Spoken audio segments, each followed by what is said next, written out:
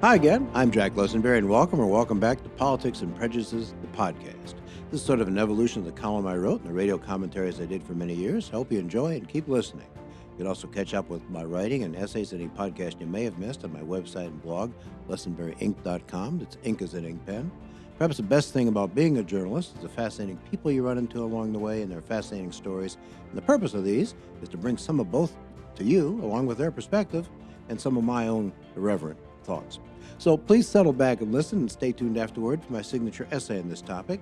I hope you enjoy, and again, please follow me and catch up on episodes you may have missed on lesenberryinc.com. Now, today's topic.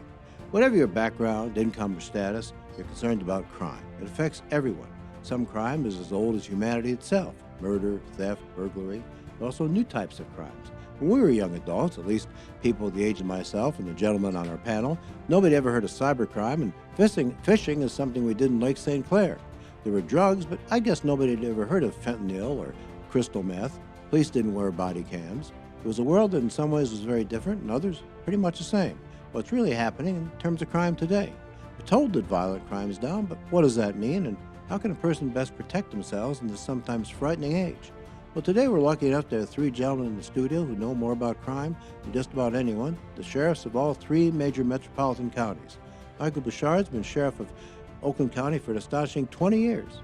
Benny Napoleon has been Wayne County sheriff for a little over 10 years, was Detroit police chief before that, and Anthony Wickersham, the new kid on the block, has been sheriff of Macomb for 9 years now.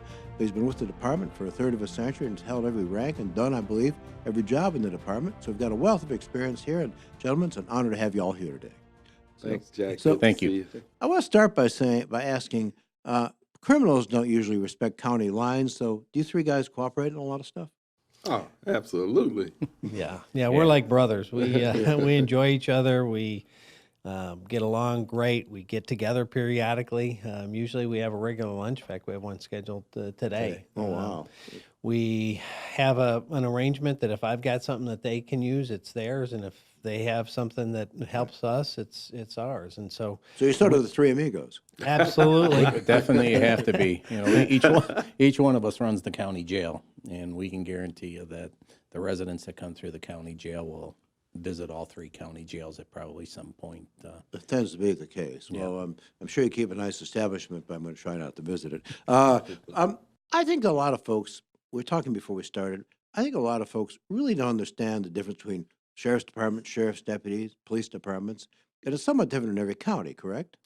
Yeah, I think, well, first and foremost, each of us are the chief law enforcement officers in our respective counties, which means that we have jurisdiction throughout the entire county, which is different from a municipal police department where their jurisdiction stops at their borders for the most part. Now, does that mean you're over the Detroit police chief? No, not at all. Right. That just means that we have jurisdiction throughout the entire county, and we can police to a great degree most of the incidents that occur in any of those communities. So, which is a lot different because we don't have to stop at a border, just like criminals don't stop at borders. Exactly.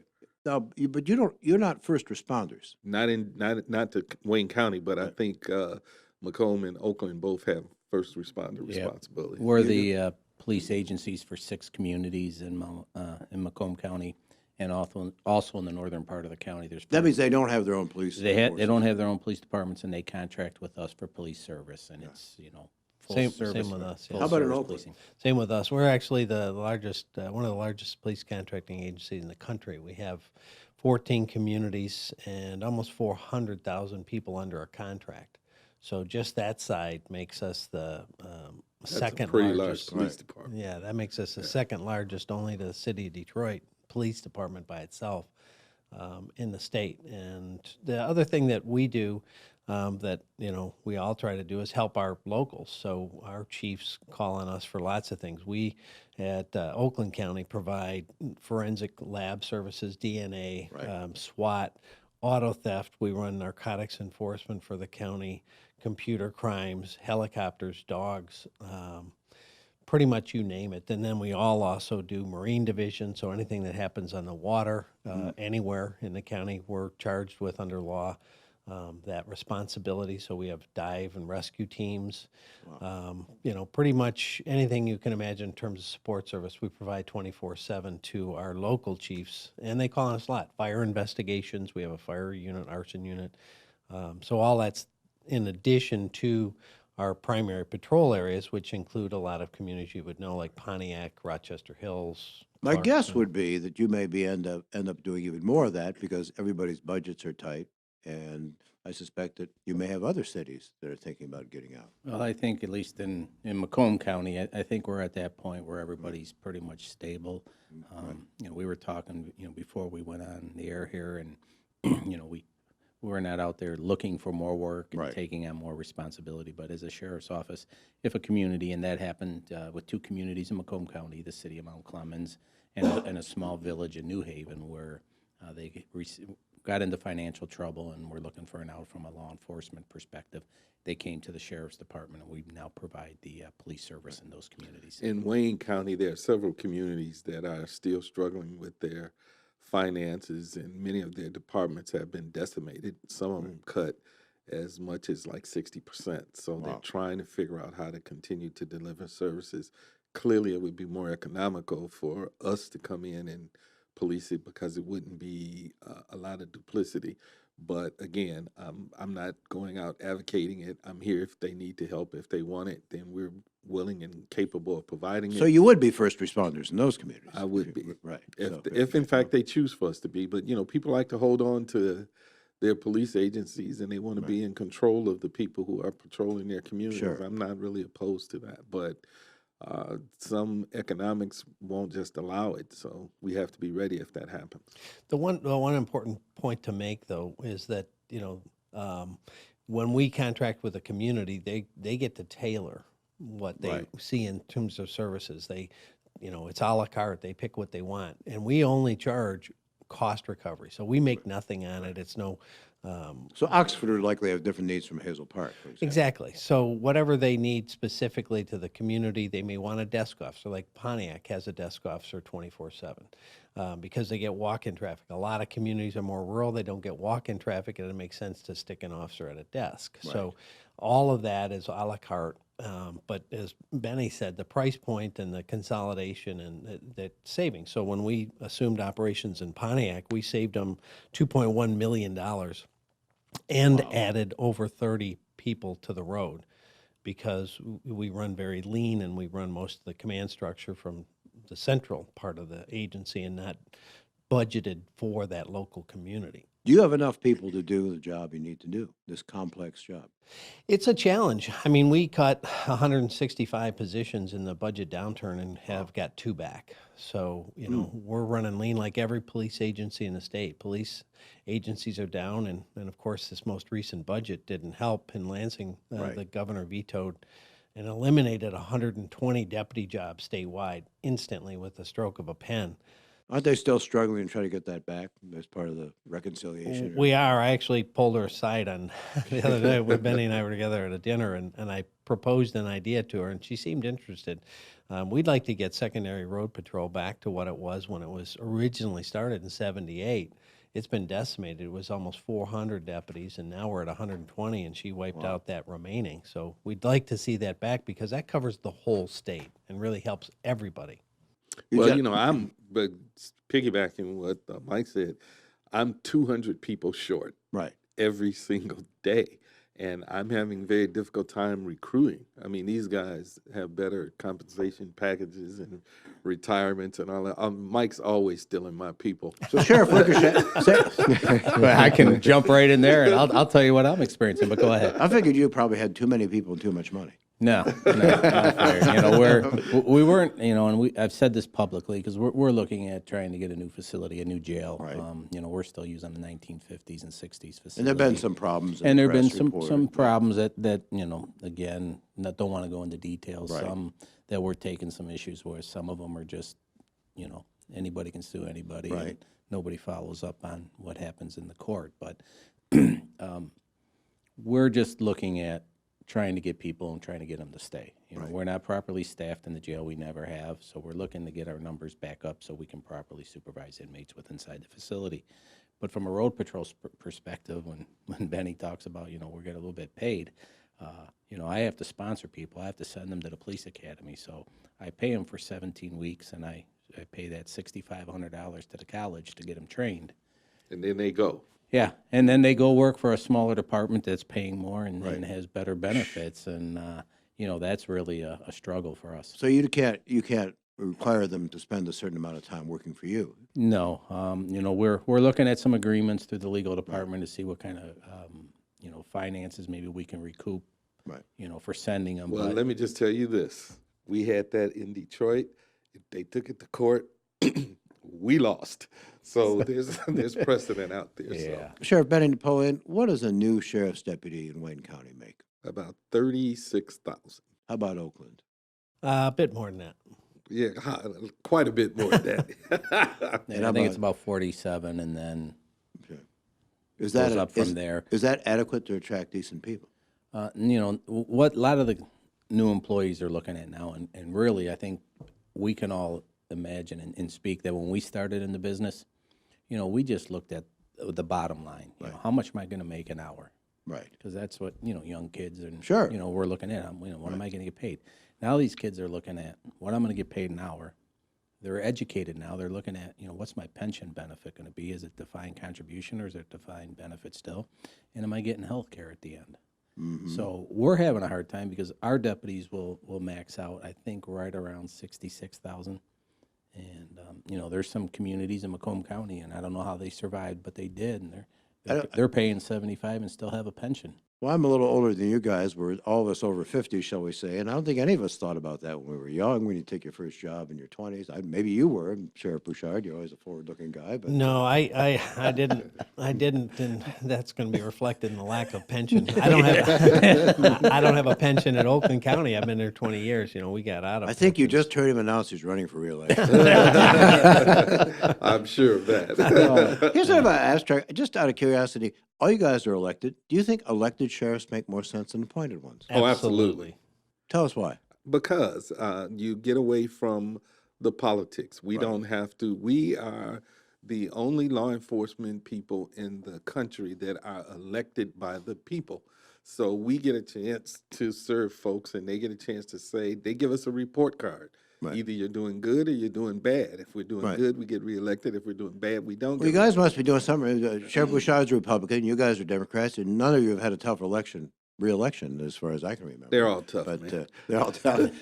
Take None of you have had an election where there's a recount. Well, involved. none of us have lost, that's for sure. That's always the sign. That's always what you want on your report card. But see, Right. the thing that makes difference for sheriff, as Benny was saying, is that we're directly responsive to the people. So we get to speak our mind and, do exactly what we think is appropriate without somebody coming in for a political reason saying, I don't want you to do that, or don't do that, or keep your mouth closed. Don't crack down on kids. Because every yeah. other police agency head is appointed by a political person. So Right. the governor appoints the state police, mayors or councils appoint their police chiefs, and in townships, they're all appointed by elected officials, and most of those elected officials are not career law enforcement. Correct. And so in our case, most of everybody in sheriff's office around the state are career law enforcement. And I've had chiefs time and time again, probably you guys both have too. Chiefs will come up to me and go, I can't say anything. My city manager doesn't want me to say anything on this. Right. But can you go out and say something about this issue? And we can, and we do. And again, it's like no one tells us what position we have to take on a very sensitive issue. I mean, we can Right. step up and say, hey, this is what we believe as an agency without someone else whispering and chipping in our ear. Here's your position on this issue. Well, you've all had You've all had several 100,000 people hire you and give you a 4-year contract. So that's, Absolutely. See, and that's where we talk about from the local perspective. A police chief has to worry only about 4 people that could put that person out of a job. right. Right. We're looking at hundreds of thousands. And if you look at continuity, you just talked about the years we've been serving. The average police chief tenure 3 about years. 3 years. So lots of times they don't even get a chance to fully implement their vision for an agency, and then somebody else comes in, and it's a new vision, mayor, and they yeah, get they say buffeted that, back and forth, and there's never continuity where we can, lay out a vision, begin to accelerate the promotions of people that buy into that vision and make true change. I retired from Detroit in 2001. Well, I should remind people you were the police chief. Oh, yeah. I was a police chief in Detroit. But since I retired as chief, I think Detroit has had either 8 or 9 police chiefs in that 19 years that I've been gone. So, the turnover has been just tragic for the agency. And don't you need some time in a job like that? Absolutely. Several years That's just to what kinda- Mike was just saying. They don't get a chance to really implement anything because they don't really have the longevity. I think Jimmy Craig now has been the He's the longest longest, yeah. serving chief since Bill Hart. So, I mean, he's had an opportunity to do some things, but outside of that, It's chiefs pretty just crazy. came and gone, and everybody knows, hey, he's just going to be here, she's going to Oh, be here wait for 'em a out. minute. Yeah. What's that? Yeah, just talk about sort of crime and we hear violent crimes down. Are you all finding that's the case? Do you have any theories about that? Or is that not the case? I really don't believe that, to be honest. I think that a lot of it is that a lot of people are not maybe reporting stuff, but from the reactions that I get from people is they're still very concerned about crime. And and that's really what matters. The numbers can say whatever they want, Right. but if the people believe that things are not better, then it's really not better. So, I get those questions from folks in the communities that I serve that really believe that that they don't believe when you say crime is down. And you all, people don't realize you all have the 3 biggest counties in Michigan. You've got 1.7, 1.8 million, 1.3 million, almost about Macomb is the fastest growing county, about 850,000 Yep. folks. Yep. So, do you two gentlemen agree with Benny?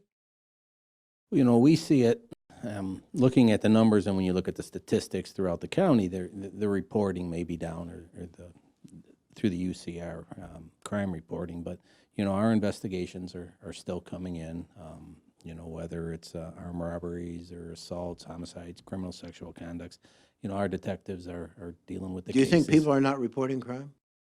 There could be that. There could be the reporting aspect of it. There are some people that don't want to go through with crime. Right.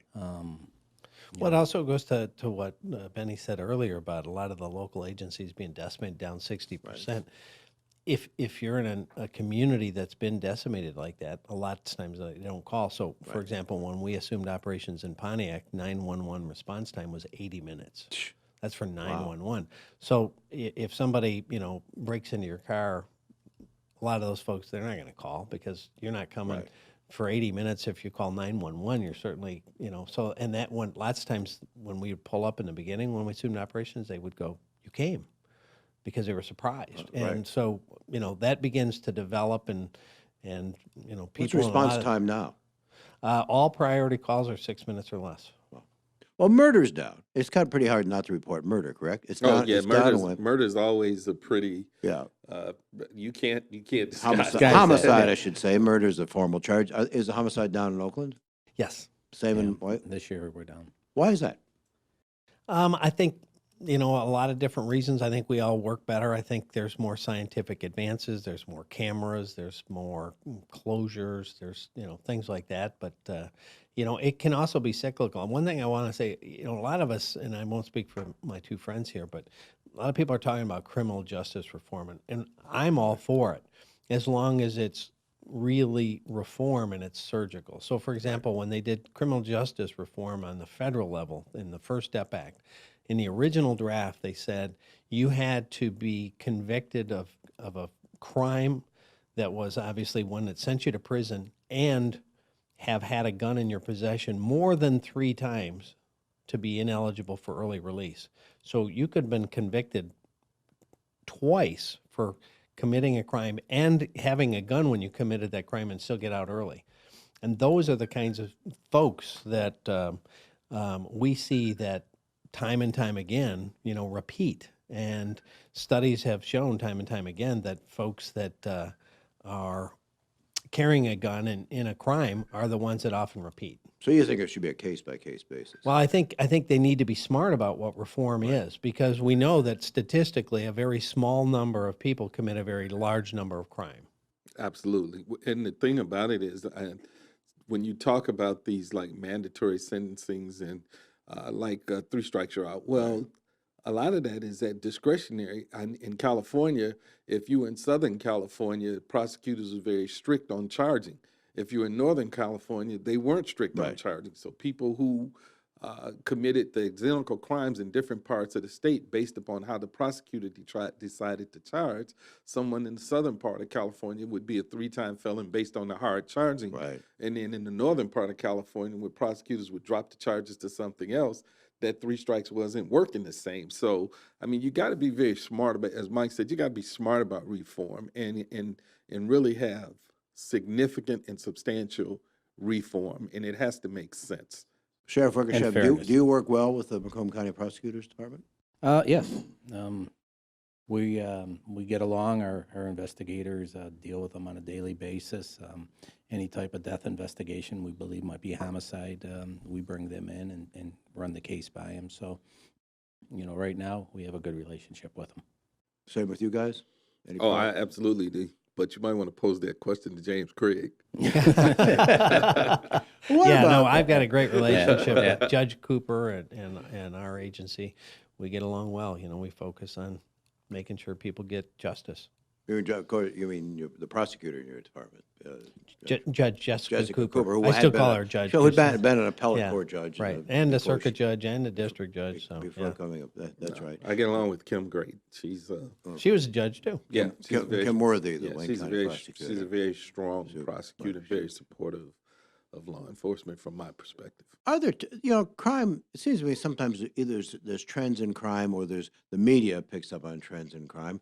Are there crimes you're especially concerned with that you think the public needs to be more concerned with? Anybody? Well, the big thing we're seeing, I think everybody is scams. I mean, Right. they've gotten crazy where they're calling and they're saying they're calling from the sheriff's office or the IRS or the FBI, and if you don't do this and you don't pay right away, Right. and it's just nailing so many people. It's Older crazy. people are vulnerable to that. Well, everybody is. Right. I Yeah, we had had, a family member recently yeah, get tagged it's- pretty good. I mean, we had a lady down in East Point that got a call, and it allegedly was from me, and she had some trouble with the law. And the individual said that, you have a warrant out for your arrest, but if you go to the, Walgreens and get a, PayPal card and, $2,500, we won't come and arrest you. And she went and did it. And it was just like, we don't do that. And Right. that's always the message, whether it's from the IRS, from local law enforcement. We're not going to call you up and ask you to get money. No one legitimate from any legitimate law enforcement agency will It's call gonna up do and that. ask you. to No. give you money. Never. But you'd be surprised, as both of these guys have stated. I mean, my brother-in-law called me, said, "Benny, you coming to arrest me?" I'm like, "What are you talking about?" He says, "I just got a call. They said the sheriff is coming." I'm like, "Dude, if I was coming to get you, trust me." You wouldn't call in advance. Yeah. So, but even someone who is very close to folks in law enforcement They- are getting. People are doing it, and that's a big problem. And they get worried. They get scared. They pick Yeah. up that Right. phone Yeah. and is this happening? and crazy. A lot of them are run out of a prison down south. Really? Yeah. There's a lot of these operations that run out of burner phones out of a prison down south, and it's a real problem. Have you? I would assume you've contacted the prison authorities. Oh, they know about They it. know it. Yeah, they know about it. Yeah, our special investigations has tracked it right to that prison on more than one occasion. And a lot of them are overseas, a lot in Jamaica in particular. So I mean, it's just they with the telephones being the way they are and the internet and Are you it's just- suggesting I shouldn't have given my credit card number to that Nigerian widow? probably not. Yeah. don't Darn. Don't be waiting for all that money to come from Nigeria. It's not coming. Darn. Well, how can, obviously, you sort of implied it, but what do you advise people to do to make sure they are safe? Or they, in my case, I'm a 95-year-old mother-in-law, and you live in fear because she's been, people call up and say Social Security is in danger, and that, how do you protect folks? We just got to keep educating. The education. We go on out. I know I do a lot, and I'm sure, Absolutely. we go out into the community and we talk about the different scams. We talk about how to protect themselves when they're out in the community. And I always say, especially in communities, neighborhoods, really what we need to get back to is we need to get back to kind of neighborhood watch where neighbors are looking out for each other. Well, for me, when I talk, I stress two things. One, if someone approaches you with a deal that sounds too good to be true, it Yeah. probably Yes. is. And the other thing is, kind of trust your gut. If you're unsure about something, call someone else and let them know that you receive this phone call. What do you think of this? But a lot of older people may or may not have people they can call. But if you think you get a call that sounds funny, trust your gut. And there's usually a push, like we need it right now. You Right, got to get, this is a one-time offer. The clock is ticking if you don't partake. Those are absolutely red flags that it's a deal, it's a scam, and walk away from it. Can someone call the sheriff's office and say, somebody offered me X, is this legitimate? Oh, absolutely. Oh, they do it all the time. And we'd say no, even almost before we hear the facts, because we know it's out there. So constant. It almost happened to my mother, man, and I swear, she called me like 4 times before I was able to convince her that it was a scam. And when she called me the first time, I was like, that's a scam, don't call back. But the guy kept calling her and even talked to me, and I told him that I was the sheriff of Wayne County. Don't call my mother anymore. And he called her again. And it's just like unbelievable. And I tell that story to seniors when I talk to them. Even people, I could not convince my mother that this guy was not. I still think she's mad at me because she thought that she didn't get the money. She has to get something for nothing. And I was like, trust me, it was not coming. That just is amazing. What's your biggest problem, Sheriff Wickersham? We're dealing with the drug, opiate abuse, use, crimes that are being committed because of those individuals that are looking to get their fix and keep that. Our deputies at least 3-4 times a week in our different areas are responding to overdoses and using Narcan, and we're all our guys in the jail. Is fentanyl the biggest? The fentanyl, the heroin, the opiate, all of that. That's really big here in Macomb County and dealing with it, and what they're doing to get the drugs, the crimes they're committing. Right. That's it. And we've seen a resurgence in coke and meth. Of late, we've seen quite a big resurgence in meth, and that typically wasn't the case in our area. Not in our area. It was always the west side of the state. We were hoping to keep it over there. And while we're talking drugs, I would encourage the legislature to do something with the marijuana situation in terms of create a system that's clear, that's concise, that regulates it in the manner. It seems a little chaotic. It's completely very chaotic. Right. Well, I'll give you a specific. So, for example, if we stop you and you've got a warrant for your arrest for shoplifting and you've already been sentenced, so now you go to jail, but when we pick you up, you had a legal amount of marijuana on you. If you can't just, let's say you're going to go to jail for 90 days or a year. Let's say 90 days, but for whatever purpose. So you can't stick that marijuana in a locker, because if there's moisture in it, you're going to have black mold. You're going to have mold. You're going to have all sorts of health issues. We can't destroy it because legally you can possess that. We don't want to be in a situation. Let's just say it stays pristine. Right. And we can put it in a locker and can give it back to you when you come out of jail. Now we committed a federal offense of making a delivery of a Schedule Because marijuana is still illegal under federal law. So we have absolutely no clarity of what we're supposed to do. We can't destroy it. We can't store it because it becomes a health hazard to our people. So technically, the feds could come in. They're not doing this, but they could come into a so-called legal marijuana business in Michigan and close it down. Absolutely, they could. But what we're saying is Michigan voters voted for it. Fine. That is, we respect. That's one thing sheriffs are. We're constitutional officers. The people have voted. We respect that vote. But the legislature needs to go in and do what they did with casino gambling. When it was passed by the people, the legislature went in and wrote a comprehensive regulatory act, said, here's how it's going to work. Here's how we're going to screen backgrounds. Here's how we're going to keep out organized crime. Here's how we're going to deal with compulsive gambling. It was very comprehensive. Well, you've been in the legislature. Well, I wrote that act. Well, tell us, since you probably may have more insight than any of the rest of us, why don't they do that? Because they're so focused on stuff they read on the internet, and the politics of both sides are playing back and forth. We spend most of our time fighting stuff we don't need, and they ignore stuff we do need. Like Tony brought up Narcan. It took me over 2 years to get the legislature to take up a bill to give law enforcement authority to carry Narcan to save lives. This is something you 2 years. Somebody you can administer to somebody who's had an overdose to prevent him from dying. Yep. Correct. Brings them back, yep. And we've Reverses saved it. well over 200 at just our office. So imagine if we had that 2 years earlier, probably another 100 or 200 lives just by us. Right. And it took us that long to get them to focus on it because they're focused on so many other things. The insect of the state insect and the state flower and all these other things that they're focused on. And we try to get them to focus on where they could help law enforcement. And that's not the case. And that's a huge one with marijuana because if you look at Colorado and California, they've had a huge influx of cartels.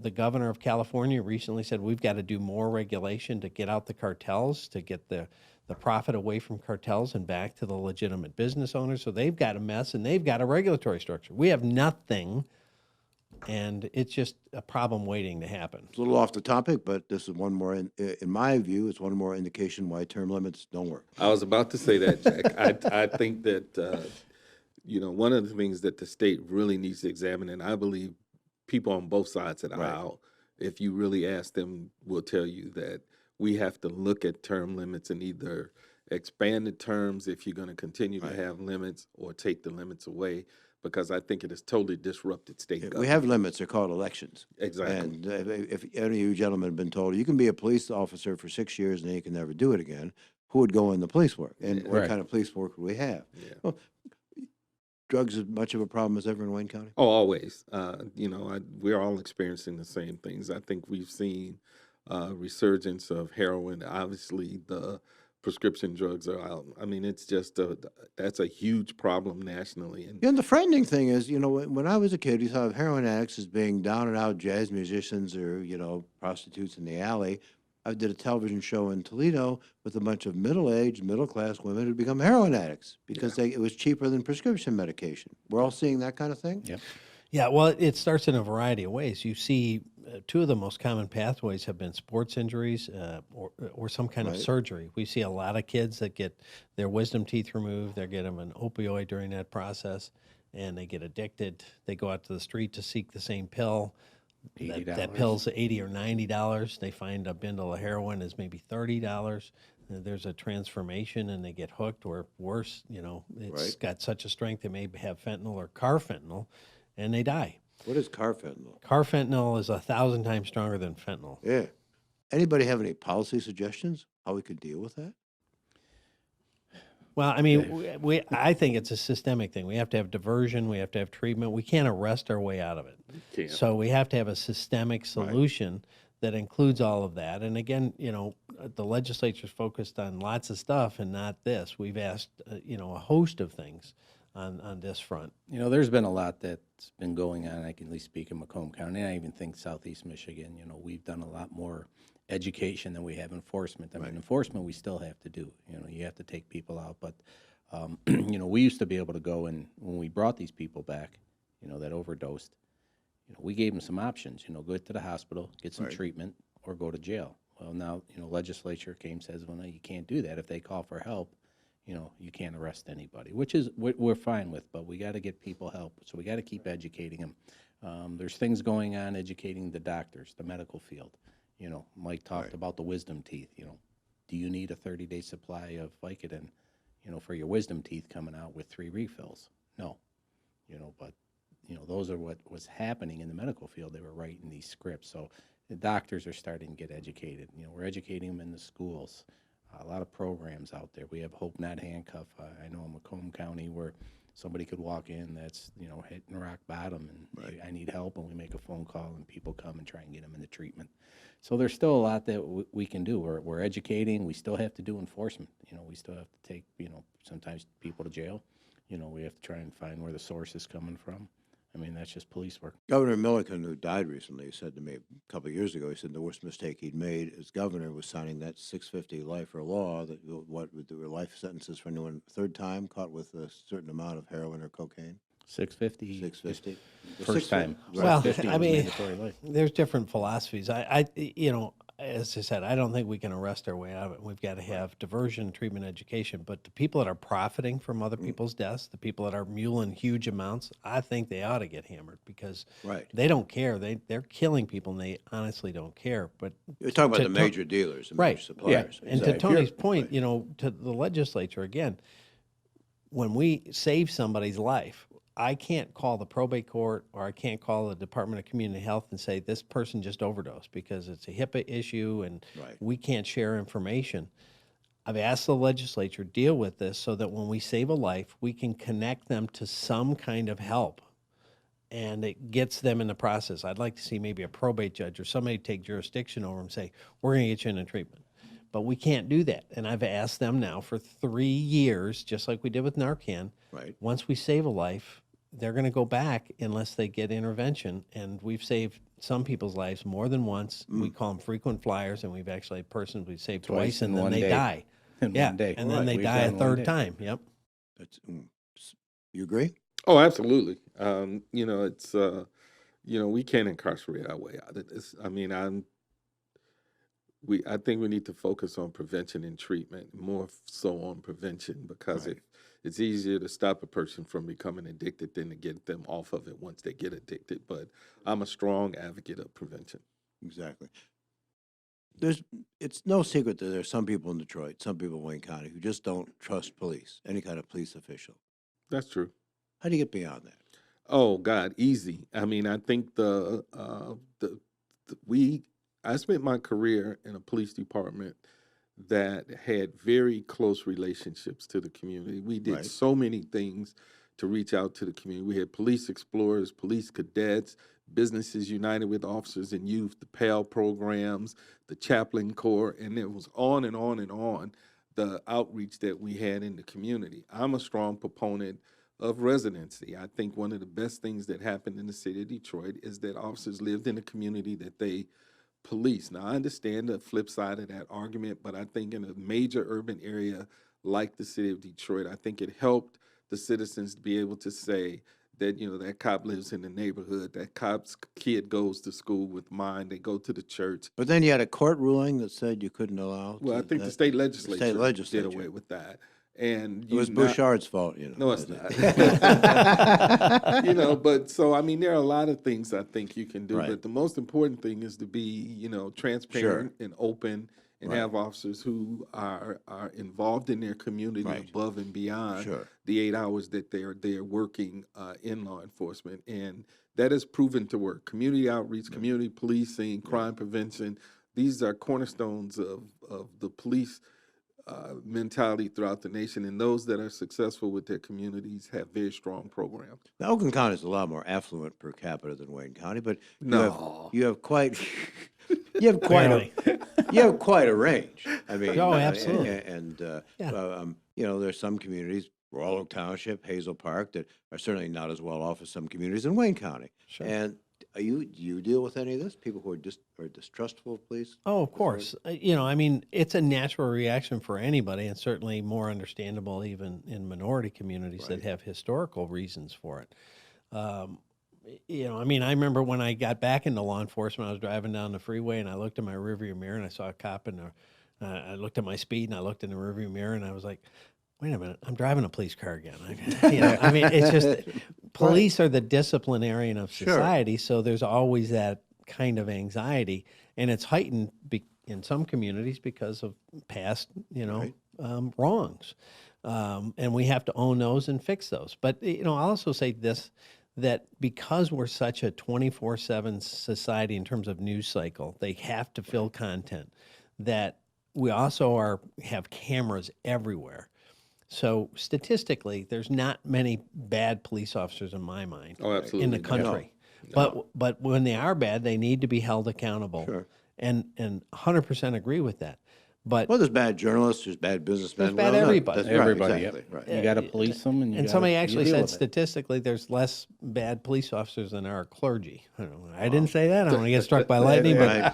But my point is this, is because there's so many cameras, if there's a bad cop somewhere in southern Arizona, you're going to see it on TV Sure. tonight at 6 o'clock here in Michigan. Right. And it becomes a drumbeat that oh man, there's another story about a cop, another story about a Yep. cop. But when you're looking at 1 million cops and maybe 8 or 10 really egregious videos in a year, statistically, it's almost non-existent. Doesn't minimize it, doesn't No, mean it shouldn't be no. held accountable, but it loses perspective that the vast majority of people are doing the right thing.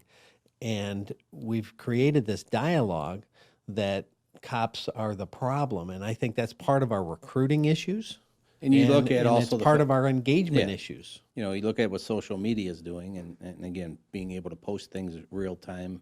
And again, the bad stuff does get out there, and it gets played over and over. And Now, Macomb County is a place that used to be not very diverse, but it's really, the diversity in Macomb County is rapidly rising. definitely, I think there's probably close to Definitely. 100,000 black folks in Macomb County now. Has this caused issues of that kind? no, it's no matter who the citizen is, we're serving the right. citizen. And again, our philosophy is go on out there, treat people like you want to be treated. Anytime you have a contact with a citizen, you know, it's your mother, your father, your grandmother. How do you want to be treated until that Right. individual shows you otherwise? You escalate and de-escalate. You know, Don't go ahead, Tom. no, and I'm a big proponent. You know, you're driving down the road, stop, get out, talk to people. Right. You know, in your neighborhoods or in the business, go meet the people Right. where you're patrolling. You know, build that trust. I mean, with social media, there's that negative side, but there's a lot of positive stuff coming in that we see every day. Email the sheriff. You know, your guys did a great job. They helped me here. They did this. You know, you get more what we call attaboys, attagirls. You know, thank yous for doing little things and engaging in the community than you do when you catch a bank robber. Because people want, you know, that's your job. You're supposed to catch bank robbers. I want to piggyback something Sheriff Bouchard said. I flip back to my days in Detroit. I had 4,500 sworn people when I was chief at my peak. If 2% of that 4,500 were bad, 90 people. you would think the place was going Right. to pots, but 98% of the people are out there doing the job that they're Right. paid to do every single day Yeah. in an exemplary manner. But if I had 90 bad cops, people would think, what's wrong with this police agency? Well, you but knew- if you were in business and you had 98% of your Exactly. people doing a phenomenal job, I think any business owner would take that. Well, that's true. You know, news, people don't realize news, something I do know about, assumes good is normal. And so they don't write a story that says Johnny Jones went to work today and he came home and walked his dog. You know, they write about it if somebody is bad. And that's, but people, the impression of the public, I agree with you, gentlemen, is that, you know, there are a whole lot more bad cops, bad everything, and it fosters cynicism. Yeah, if But, it bleeds, it leads. That's what we right. say in law Yep. enforcement. That's You what know, we say, right? That's it's what bad I'm news. saying to you. Finally, are there any other things I haven't covered that you folks would like to get? We'll give Sheriff Bouchard. He's the this is his county, so we'll let him go first. Anything you want people to know about policing and crime that they might Well, not? just the heart of the men and women in law enforcement. I mean, you know, Benny, Sheriff Napoleon talked about, you know, 98%. I think it's probably closer to 99.5%. Have a heart to serve. They care about people. They're willing to put their life on the line for a perfect stranger. If we do wrong or they do wrong, they need to be held accountable. I agree 100%. And two of the biggest paths to get to that point is better hiring and better training. And most of the time, those are the first budgets that get cut. And then the same people turn around and say, well, why did this happen? Well, you know, if you don't train people to do better in practice, in the real world, bad things happen. And, you know, I think that's important to keep all that in perspective. They're And doing you're good asking things, someone to and risk we're their- proud of them. You're asking someone, even in comparatively well-paying Oakland County, you're asking someone to put their life on the line every day for $40-some thousand a year. Yeah, I mean, we just, you know, had a conviction a little over a week ago for a deputy killed in the line of duty. You know, he went to work and like all the other men and women in law enforcement, knowing that he might not come home, and he didn't come home. Well, we've seen that, the poor policeman in Wayne County. And Everywhere. Wayne, it just Everywhere. is, Sheriff Wickersham, want to add anything to that? You know, just echo, you know, the men and women that serve are there because it's basically a calling and it's a profession. We want to keep it professionalized. Most of the people that get into it are doing it for the right reasons. So, you know, we're going to keep working at getting good people, qualified, train them, and get them out in the car and serve the public. Sheriff Napoleon. Recruiting, training, and retention. One of the things that I think all of us are challenged with, you know, even if we're able to get good people in and we're able to train them, we lose them. And so the retention aspect have to be paid attention to. What is it going to take for us to get good people in, train them well, continue to train them, and then retain them? Because we're seeing so many quality people who have options to go in so many other directions, just leaving the profession. And I think we really need to take a very close look at how we're going to be able to keep good people in law enforcement. Well, I think that's certainly necessary. I want to thank you all for spending this time today, but also for everything you do. I think we could and certainly will go on talking about crime forever, but I've certainly learned a lot today. I think anyone watching this or listening to this podcast is. I want to thank also everyone who donated to help fund the productions cost of this, including Karen Lessenberry, nothing wrong with a little family connection, nepotism, and attorney and fellow dog lover Karen Kindbaum. If you too would like to help keep these podcasts going, I'd be thrilled if you'd send a contribution to me via Zing Media Group, 186 North Main Street, Plymouth, 48170. That's in Sheriff Napoleon's jurisdiction. Or message me on Facebook or via my blog for more details. Again, please check out my blog, Lessenberry Inca as an ink pen. Click the button to subscribe to both my podcasts and other writing, absolutely free. And listen, tell your friends, and feel free to send me a message. This is Jack Lessenberry with the Politics and Prejudices podcast. See you again soon.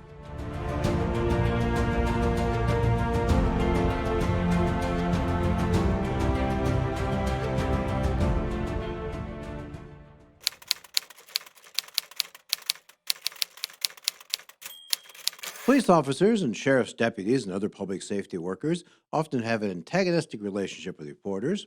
Journalists are, it's true, often inclined to look for the shocking and sensational. Law enforcement officers know that and tend to worry that reporters want to find a story that involves scandal and one that may make them or the departments look bad. So they clam up and circle the wagons. Reporters mutter about stonewalling and then sometimes resist writing anything good about the police, even when they do something great. The result, too often, is something of a Cold War-style standoff. That doesn't serve anybody very well, especially the public. The fact is that the police and the press do, in fact, need each other, and both sides need to realize that more. 40 years ago, I was working in Toledo, Ohio, when all the police and firefighters went on strike. I know how I felt, scared, and so did other reporters and editors I know. A world without law enforcement is a dystopian world of anarchy, sort of like the one imagined by Thomas Hobbes. Life would indeed be nasty, brutish, and short. We need the police, and police, fire, and sheriff's deputies need the media to get their messages out to the public, to honestly portray what they do, and sometimes to expose corruption in their ranks. There are dishonest reporters, as much as it pains me to say so. There are crooked businessmen and politicians and athletes, and naturally there are crooked cops as well. But unlike those in most other jobs, public safety officials have a license to carry a gun and use it, and sadly, in a few cases, bullies and sadists in police forces have misused their authority. The good news is that it's harder for them to do so these days, not just because of dashboard cams and body cams, because there are video surveillance cameras everywhere. Most public safety officials are good and decent men and women, risking their lives for jobs that are, in my view, outrageously underpaid. We often forget as our concept of news assumes the good is normal and not worth remarking on. If I go home tonight, as I plan to, eat dinner, shovel snow, and watch Netflix, nobody will pay any attention. If I go berserk and shoot up the neighborhood drugstore, well, then I will indeed be on the news. In my perfect world, we'd have tougher standards to weed out police who are bullies, and we'd pay the rest of them at least twice what we do now. I'm Jack Lessenberry. Thanks for listening, and I hope to see you again soon.